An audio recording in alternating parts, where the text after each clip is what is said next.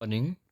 Welcome to Sai Sharma jobs notifications. आज हम बात करेंगे Himachal Pradesh university and Punjab university MSc zoology entrance examination 2025 के इम्पोर्टेंट एमसीक्यू क्वेश्चंस।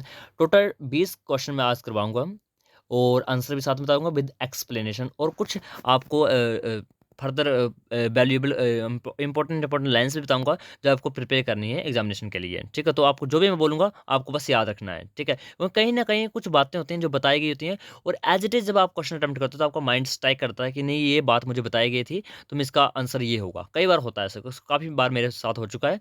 तो आपको बस ध्यान से सुनना है कि कौन सी बात मैं कैसे कह रहा हूँ और उसको क्या याद रखना ज़रूरी है या नहीं रखना ज़रूरी है। ठीक है, वीडियो को कंटिन्यू करने से पहले मैं आपको बता दूँ, मैंने आपको पहले बताया हुआ है कि यहाँ पर देखो टोटल 20 चैप्टर आपके एमएससी जूलॉजी एंट्रेंस एग्जामिनेशन के लिए, चाहे वो पंजाब यूनिवर्सिटी हो चाहे वो हिमाचल प्रदेश यूनिवर्सिटी हो। ठीक है, और हर एक 20 चैप्टर में से हर एक चैप्टर के 200 एमसीक्यू क्वेश्चन आपको मिलेंगे। टोटल 4000 एमसीक्यू क्वेश्चन है। और मैंने आपको पहले बताया है डायरेक्ट क्वेश्चन आते हैं। ठीक है, मेमोरी बेस आते हैं, डायरेक्ट क्वेश्चन आते हैं। तो आपको पास इतना टाइम तो है नहीं, आप डिटेल में बुक रीड करोगे, पूरी पूरी सिलेबस कंप्लीट करोगे, कोई फायदा नहीं है। जितना हो सके एमसीक्यू क्वेश्चन प्रैक्टिस करो। तो देखो 4000 एमसीक्यू क्वेश्चन वेल सफिशेंट है।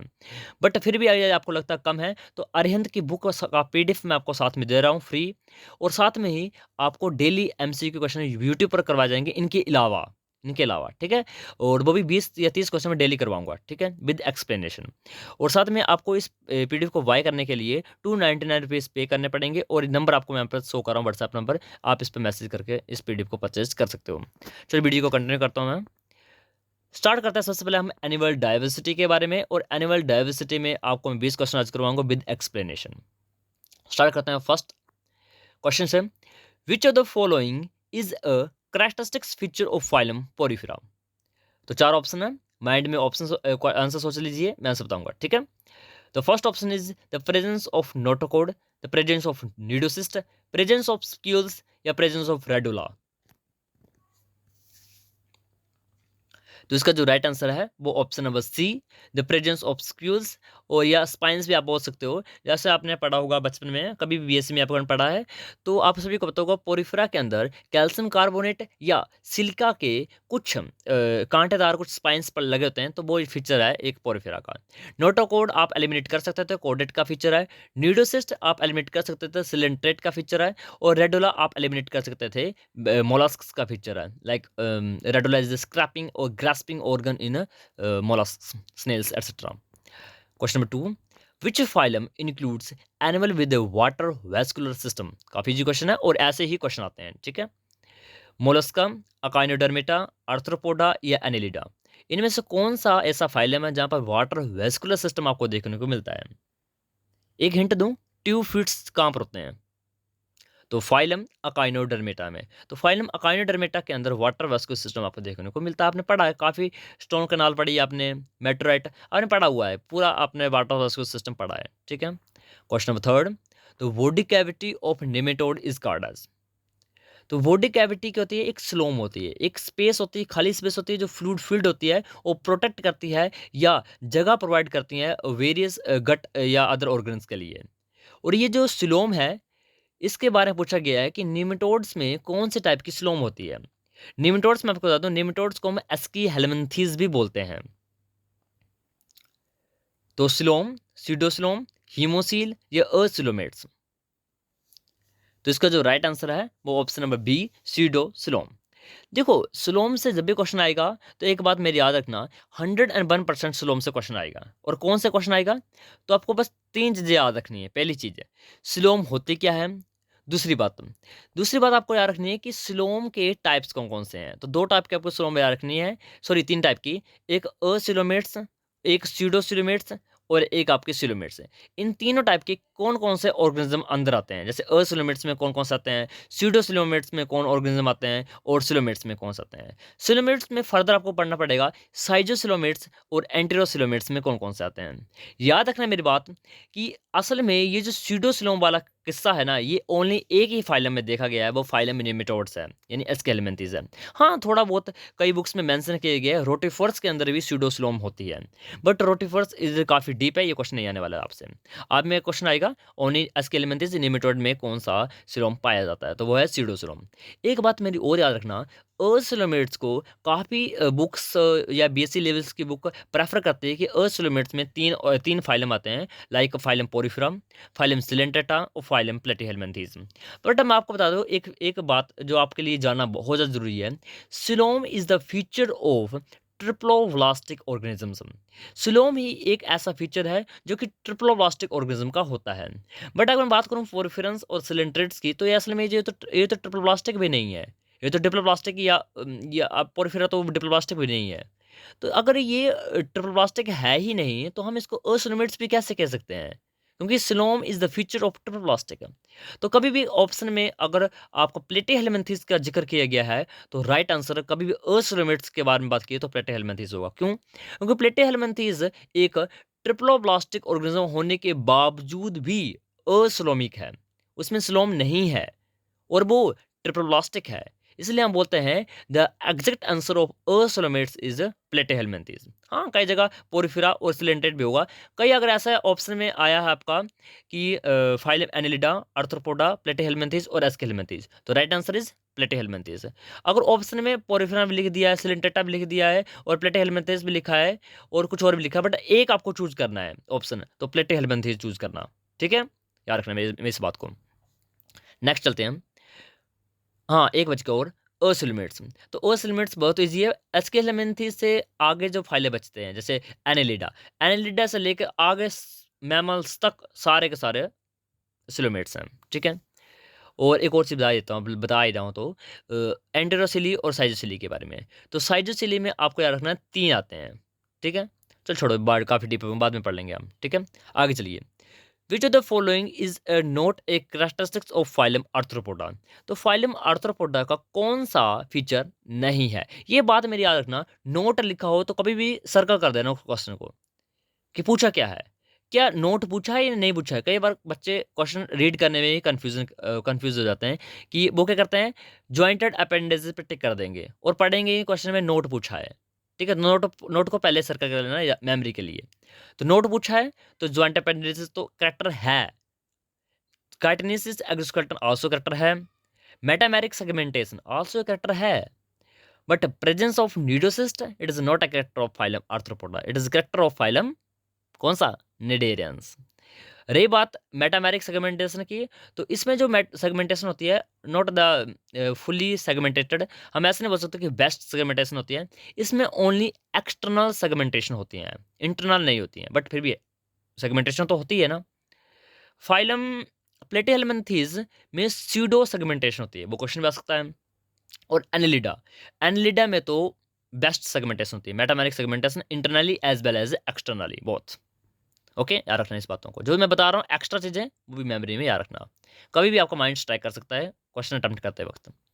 The larval form of cnidarians is known as, इधर बोला गया है कि the larval form of cnidarians, cnidarians का लार्वा पूछा है, कौन सा लार्वा है? तो ट्रोकोफोर, प्लेनुला, नाउप्लिस, मिरासिडियम।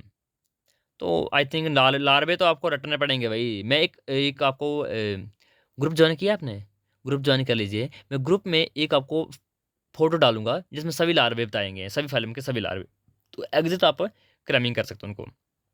तो उसका right answer option number B, planula. Question number 6, which of the following is a diploblastic animal. इनमें से कौन सा डिप्लोब्लास्टिक एनिमल है? Earthworm, hydra, starfish, snail. तो right answer is option number B, hydra. बाकी earthworm तो आपको पता है ट्रिप्लोब्लास्टिक है, स्टारफिश भी ट्रिप्लोब्लास्टिक है, स्नेल भी ट्रिप्लोब्लास्टिक है।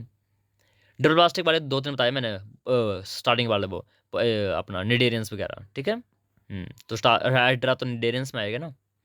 The excretory organ of flat worms are card. देखो काफ़ी इंपॉर्टेंट क्वेश्चन है ये, पिछली बार आई थिंक किसी बड़े एग्जाम में आया था, आई थिंक नेट में आया था या गेट में आया था क्वेश्चन, ये वाला काफ़ी इंपॉर्टेंट क्वेश्चन है और इजी सा क्वेश्चन है। The excretory organ of flat worms are card. कौन सा ऑर्गन एक्सक्रीटरी ऑर्गन है फ्लैट वर्म्स के अंदर? फ्लैट वर्म्स पता है क्या होता है? हाँ, एक बार क्वेश्चन तो ये आ गया था, राउंड वर्म और फ्लैट वर्म में ही। ठीक है, तो फ्लैट वर्म प्लेटीहेलमिन्थेस को बोलते हैं और राउंड वर्म एस्केलेमिन्थेस को बोलते हैं। प्लेटीहेलमिन्थेस फ्लैट, फ्लैट यानी फ्लैट, फ्लैट वर्म। ओके, तो बताओ मुझे the excretory organ of flat worm is called as. तो right answer is option number B, flame cells. काफी इंपॉर्टेंट क्वेश्चन है। ठीक है, ओके, तो नेक्स्ट क्वेश्चन देखते हैं। Which of the following is a characteristics of phylum Mollusca. बताना आपको, ऑप्शन पढ़ लीजिए। तो काफ़ी ईज़ी है। इसका जो right answer option number A, mental and radula. देखो मेंटल वो होती है जो प्रोटेक्ट करती हैं हेड को, सिर को प्रोटेक्ट करती हैं, जिसमें टॉर्सन वगैरह आपने पढ़ा हुआ है। और रेडुला, रेडुला एक स्क्रैपिंग या ग्रास्पिंग ऑर्गन है, यानी जीभ की तरह होता है इनके अंदर। और कुछ चीज़ जैसे एल्गे वगैरह लगा होता है, उनको स्क्रैप करने के लिए यूज़ करते हैं मोलस्का, ठीक है। मैंने यानी अब हम बोल सकते हैं हेल्प करता है, डाइजेशन नहीं बोल सकता हम, च्युइंग वगैरह के लिए, खाने के लिए हेल्प कर रहा है। Okay, question number 9, the largest phylum in the animal kingdom is. देखो 2022 में तो ये क्वेश्चन आया था, ओके। आप ऐसा मत सोचना कि बहुत ज़्यादा डीप क्वेश्चन आते हैं, बेसिक बेसिक आएगा बस। The largest phylum in the animal kingdom is, कौन सा है? तो option number C is the right answer, Arthropoda. कभी क्वेश्चन आ जाए क्लास के बारे में कि लार्जेस्ट क्लास कौन सी है, तो क्लास हमारी कौन सी है? Insecta class. Okay, question number 10, which of the following is deuterostome. Deuterostome कौन से ऑर्गेनिज्म इनमें से? देखो पहले पता चाहिए डिटेरोस्टोम और प्रोटोस्टोम होते हैं क्या है। देखो प्रोटोस्टोम यानी प्रोटो पहले, स्टोम मतलब माउथ, माउथ पहले। जब भी ऑर्गेनिज्म का जन्म होगा तो पहले माउथ बनेगा, is called as protostome. Protostome mean proto, proto का मतलब होता है पहले, और स्टोम का मतलब होता है माउथ, मतलब माउथ पहले, पहले माउथ बनेगा फिर एनस बनेगा। बट डिटेरोस्टोम में बिल्कुल उल्टा हो जाएगा, पहले एनस बनेगा फिर माउथ बनेगा। और बनेगा कहाँ से? ब्लास्टोपोर से, ब्लास्टोपोर से पहले माउथ सॉरी एनस बनेगा।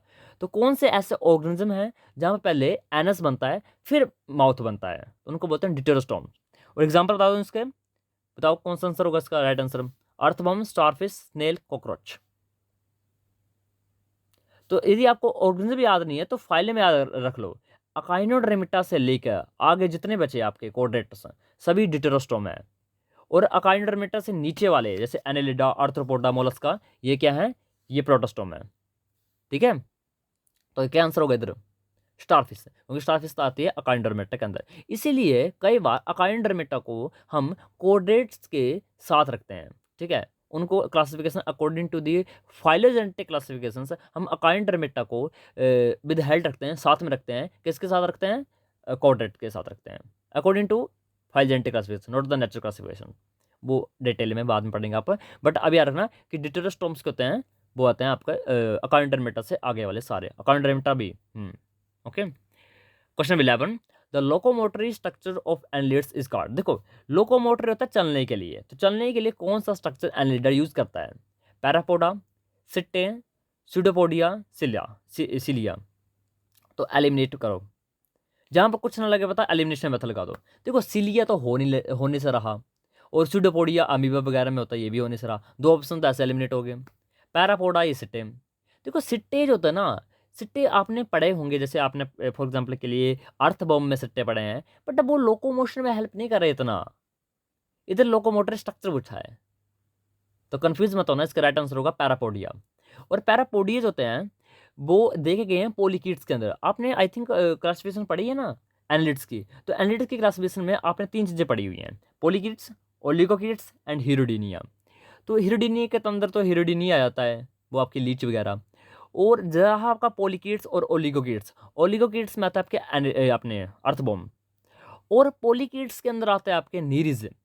और नीरिज जो होता है, नीरिज अब मैं कैसे बताऊँ आपको, कहाँ देखोगे आप नीरिज? नीरिज पानी में होता है, एक्वेटिक है, ये पानी में रहता है। और इस ब्रिस्टल्स होते हैं साथ साथ में लगे हुए, जैसे मिलीपीड, सेंटीपीड देखे हैं, वैसा ही होता है एक, ठीक है। बट ये नदियों में होता है, पानी में होता है, पानी के अंदर होता है, एक्वाटिक है ये। तो नीरिज के अंदर लगे होते हैं छोटे छोटे छोटे बहुत सारे पैरापोडिया। और पैरापोडिया बहुत ज़्यादा हेल्प करता है, वो लोकोमोशन में हेल्प करते हैं, रेस्पिरेशन में, डाइजेशन में बहुत ज़्यादा हेल्प करते हैं। तो याद रखना पैरापोडिया के बारे में। Question number 12, which of the following is a characteristics of the phylum coordinates. काफ़ी इजी क्वेश्चन है, दीजिए आंसर दीजिए इसका। तो इसका जो राइट आंसर ऑप्शन नंबर ए, नोटोकॉर्ड। बाकी यहाँ पर ऑप्शन चेंज भी किए जा सकते थे। यहाँ पर फेरेंजिक गिल स्लिट लिखा होता तो वो आंसर हो जाता। यहाँ पर नर्व कोड लिखा होता, वो भी कौन से nerve code? Dorsal nerve code, तो वो आंसर हो जाता है। बेंटर लिखा होता तो नहीं, बेंटर वाला feature is the invertebrate feature, dorsal ventral, dorsal nerve cord लिखा होता तो, ठीक है। चलिए आगे चलिए, question number 13, the respiratory pigments in annelids is. Okay, इस क्वेश्चन में थोड़ी सी मिस्टेक है। मिस्टेक क्यों है? कि यहाँ पर दो आंसर हो सकते हैं, नॉट ए सिंगल आंसर। तो बताइए, दो आंसर बताना है आपको। Respiratory pigment in annelids. तो इसका right answer option number A haemoglobin. Also the chlorocruorin, दोनों होते हैं। कुछ मेजोरिटी में हम बात करते हैं, मेजोरिटी में तो हीमोग्लोबिन है, बट थोड़ा बहुत क्लोरोक्विनोन भी कई ऑर्गेनिज्म में देखने को मिला है। Chlorocruorin is the green colour pigment. Question number 14, which of the following in example of the cephalopods. देखो सिफेलोपोड्स के देखो दो चीज़ याद रखना, फाइलम मोलस्का के बारे में। तो फाइलम मोलस्का के अंदर सुपर क्लास सिफेलोपोडा और गैस्ट्रोपोडा आता है। अगर आपसे कभी भी ऐसा क्वेश्चन आ जाए कि एग्जांपल बताना आपको सिफेलोपोडा का, काफ़ी इजी क्वेश्चन होता है, तो याद कैसे रखना है। देखो सिफेलोपोड्स कर रहे हैं, सिफेलोपोडा, सिफेल क्या होता है, सिर, आपका माइंड। तो सिफेलोपोडा, पोडा क्या, पोड क्या होते हैं, पैर, यानी सिर पर पैर। तो कौन सा ऐसा ऑर्गेनिज्म है जिसके सिर पर पैर होंगे, जिसके सिर पर पैर हैं, तो कौन है वो, ऑक्टोपस। आपने देखा ऑक्टोपस, ऑक्टोपस देखा होगा आपने, आपने लोली को देखा होगा। आप लोली को पता है यार, वो क्या बोलते हैं उसको, सी स्क्विड। तो उसमें आप ध्यान से देखना, उनके सिर पर ही पैर होते हैं, ठीक है। एस्ट्रिक है ये, काफ़ी डिटेल में चल जाना है, इस बताने के लिए कर रहा हूँ मैं।